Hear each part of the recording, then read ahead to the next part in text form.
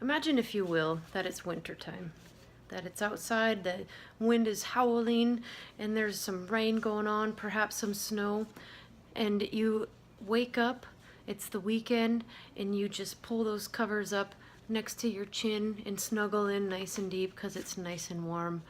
And then you think about, I don't want to get up because my feet will get cold when I go get my cup of coffee. Just remember that every single day there's thousands of people that live on the streets that are not afforded this luxury. Timothy Pina, who wrote the book Hearts for Haiti, book of poetry inspiration, said it best. Homelessness is neither a disease nor crime, but a very serious problem. My name is Maria Schaefer, and every day I work downtown Seattle. I see firsthand the vast amount of homeless people day in and day out. I see cardboard signs every single day, similar to this one, that are held up by the person that is needing some assistance. I am asked daily, on a daily basis, for food or for money. I feel I can talk about this situation because it is a daily part of my life. I have also done some research on this topic to be able to inform you about the problem of homelessness. While this is a widespread national epidemic that we have here, I am going to focus on today about the homelessness in Seattle. Homelessness means that a person has no residence, and this situation is getting worse and worse progressively every day. Today I'm going to focus on a couple of the factors that lead up to homelessness, and I'm also going to let you know how you can help combat this. Being homeless is a situation that is not usually a choice. It is something that happens for several reasons. It is an epidemic that affects all spectrums of society. The two biggest factors that cause homelessness are poverty and the lack of affordable housing. There are many reasons for poverty and many causes for poverty. What it boils down to is the lack of resources necessary for basic survival. It is lack of food, it is a lack of clothing, and it is a lack of shelter. According to the Coalition on Homelessness, one night in King County, Washington, they conducted a survey that was conducted by 1,000 volunteers. The number of people sleeping outside that one night has risen by roughly 2,000 people from the year 2012 to the year 2016. In 2015, the total number of people without shelter was about 10,300 in Seattle and the surrounding areas. Another factor for homelessness is the lack of affordable housing.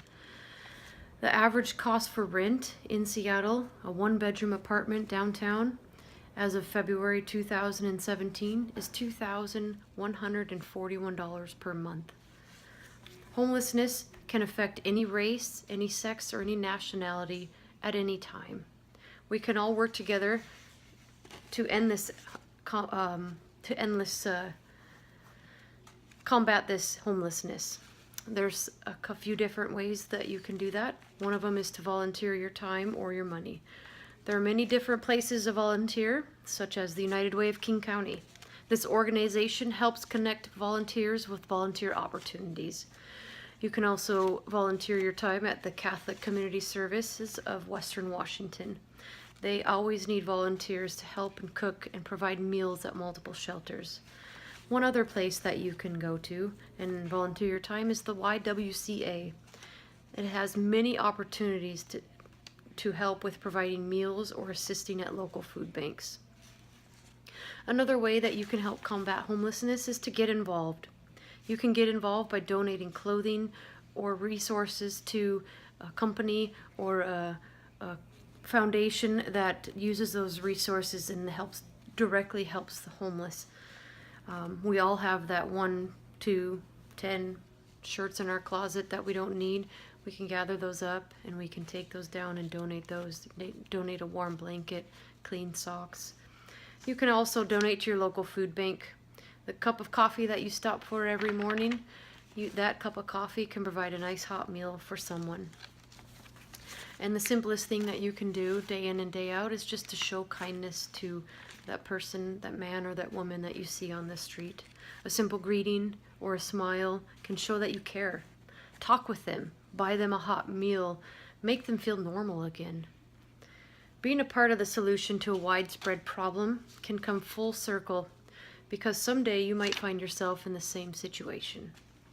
Roughly 62% of Americans are living paycheck to paycheck with little or no savings. Fewer than 1 in 4 Americans have enough money in their savings account to cover at least 6 months' expenses, enough to help cushion the blow of a job loss, medical emergency, or other unexpected event. 1/3 of Americans are living paycheck to paycheck, and if they lost their job, they would not be able to make their rent or mortgage.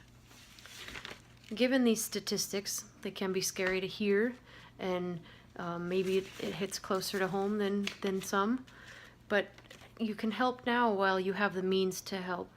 You never know when you will be in that situation and you need a helping hand or a helping hand up. Finally, what can you do today? There is one thing that you can do today. You can go home, you can open up your pantry, go under your sink in your kitchen and pull out that grocery bag that we all have stored under there and fill up that bag with food and take it down to your local food bank. That helps out your local community, that helps out your neighborhood, that helps out the people that your kids go to school with, the person that you see in the bank, the person you see walking down the street. If you donate to your local food bank, that directly helps your community. In conclusion, you have heard about a couple of factors that lead to homelessness. You have also heard about some different ways that you can help and why it is important to help.